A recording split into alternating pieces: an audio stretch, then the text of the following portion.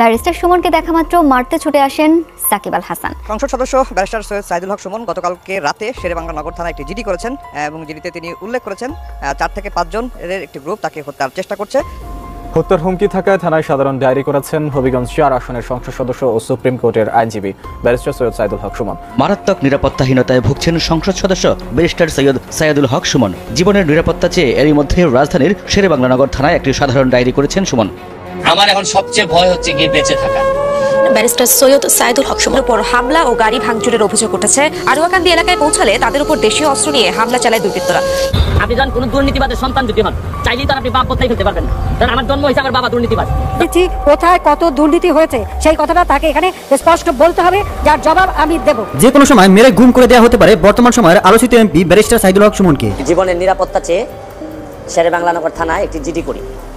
জিডির বিষয়টি হচ্ছে গিয়ে যে গত বৃহস্পতিবার সংসদে থাকাকালীন সময় আমার এলাকার যিনি অফিসার ইনচার্জ উনি আমার ফোন দিয়ে জানালেন সংসদ সদস্য ব্যারিস্টার সৈয়দ সাইদুল হক সুমন গতকালকে রাতে শেরেবাংলা নগর থানায় একটি জিডি করেছেন এবং জিডিতে তিনি উল্লেখ করেছেন 4 থেকে 5 জনের একটি গ্রুপ তাকে হত্যার চেষ্টা করছে।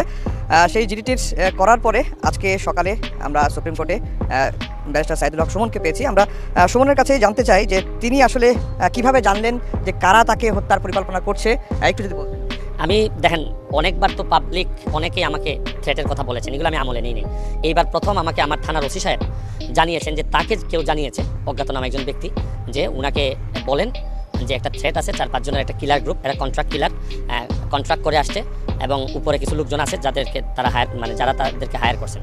তো যেহেতু ওসি সাহেব আমার জানাইছে এবং ওই লোকের সাথে আমার ওসি সাহেবের ফোন দিয়ে কথাও বলাই দিছে, তো এই লোকটা সিলেটি, এই কারণে সে আমার নাম শোনার পর হত্যাকাণ্ডের লিস্টে আমার নাম এটা শোনার পর সেই জায়গা থেকে চলে আসছে, এটা তার দাবি।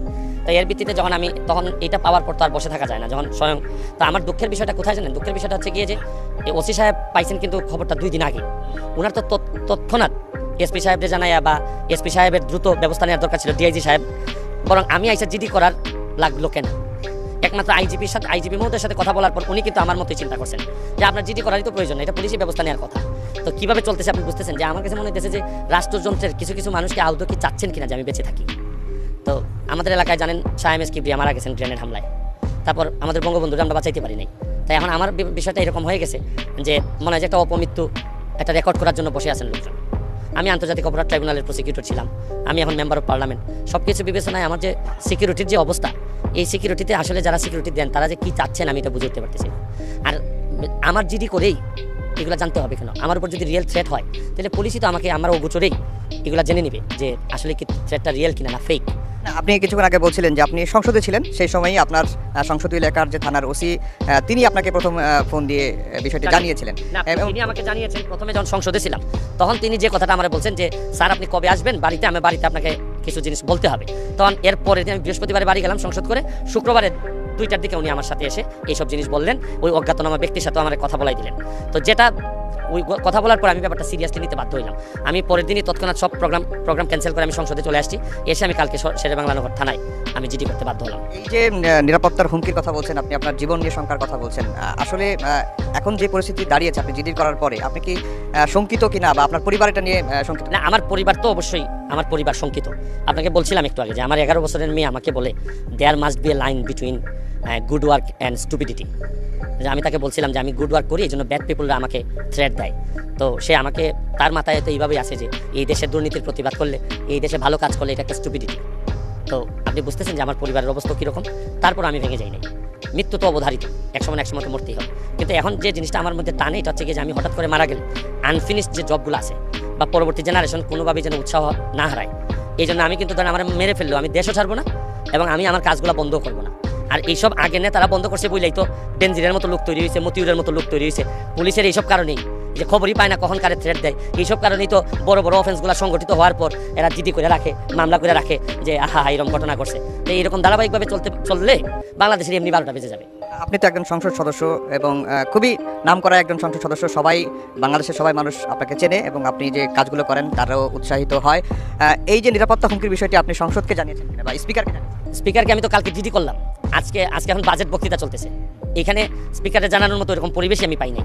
আজকেও বাজেট আছে, আমি যাচ্ছি পার্লামেন্টে। তো স্পিকারকে জানাইলে তো সেম হবে, উনি তো পুলিশ ডিপার্টমেন্টকেই বলবে, স্পিকার আর নিজে তো তদন্ত করবেন না। আর এইগুলা তো স্বয়ংক্রিয়ভাবে চলার কথা, কারণ আমি আপনার জিনিস বুঝেন, আমাকে হত্যাকাণ্ডের কোনো নিউজ চলে যাওয়ার পর তো সব ডিপার্টমেন্ট আমার যারা গার্ডিয়ান আছে সতর্ক হয়ে যাওয়ার কথা, যেটা কি রিয়েল না ফেক, তাকে সেভ করতে হবে। কারণ আপনি সংসদে দেখতেছেন না আনার মারা গেল, এই যে আমাদের একজন এমপি আনার মারা যাওয়ার অভিযোগ যে নাকি সে মারা গেছে, এখন আমরা ফাইনাল কনক্লুশন পাই নাই। তো তার ব্যাপারে তো খুব বেশি যে কিছু হয়েছে আমরা তো পাই না, হয়তো ডিবি খুব সফলতার সাথে কিছু আসামি ধরছে, কিন্তু তা তো মারা যাওয়ার পর। তা আমার হয়তো এইরকমই ভাবে আসামি সব ধরা পড়বে মারা যাওয়ার পর। শেষ প্রশ্ন, যে আপনি এখন নিরাপত্তা চান?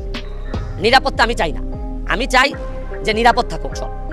এখন কিভাবে নিরাপদ রাখবেন, আমাকে নিরাপত্তা দিয়ে না কি? এখন আমি সব নিরাপদ হয়ে গেলাম আর অন্যান্যরা নিরাপদ থাকলো না, তাহলে আমার নেতা হয়তো আমার এই নিরাপত্তার দরকার নেই। আমি চাই যে নিরাপত্তা না, নিরাপদ হোক পরিবেশ, মানুষগুলা নিরাপদে থাকুক, যার যে দায়িত্ব সে পালন করুক। এতে যদি আমাকে নিরাপত্তা দেওয়ার প্রয়োজন করে দিবে, আর যদি বলে না আপনি নিরাপত্তা না দিয়ে আপনাকে আমরা নিরাপদ রাখতেছি, দ্যাটস এনাফ। আমার তো এই নিরাপত্তা নিয়ে ঘোরার কোনো বিষয় না, বিষয় হচ্ছে কি আপনি পরিবেশটারে নিরাপদ করেন, আমাদেরকে কাজ করতে দেন, আপনাদের কাজ আপনারা করেন। শুনছিলেন যে ব্যারিস্টার সৈয়দ সাইদুল হক সুমনের বক্তব্য। তিনি তার জীবন নিয়ে আসলে শঙ্কিত। কোন একজন অজ্ঞাতনামা ব্যক্তি যিনি আমার এলাকার সোনারগাঁ থানার অফিসার ইনচার্জকে উনি বিভিন্নভাবে ফোন দিয়ে উনি আমার সাথে কথা বলতে চেয়েছেন।